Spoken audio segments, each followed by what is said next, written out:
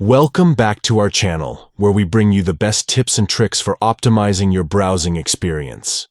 In today's video, we will show you how to find the total storage used by sites in Chrome on your PC.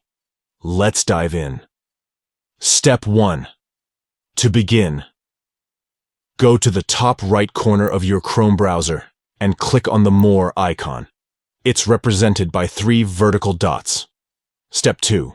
From the drop-down menu, select Settings. This will take you to the Chrome Settings page.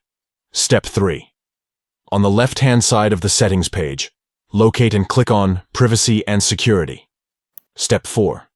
Next, within the Privacy and Security section, find and click on See All Sites Data and Permissions. Step 5. Now you will be directed to a page displaying all the sites you have visited. Look for the Sort By option and select Total Storage. Congratulations! You have successfully found the total storage used by sites in Chrome on your PC. This information can help you manage and optimize your browsing experience. If you found this video helpful, don't forget to give it a thumbs up and subscribe to our channel for more useful tutorials. Thank you for watching.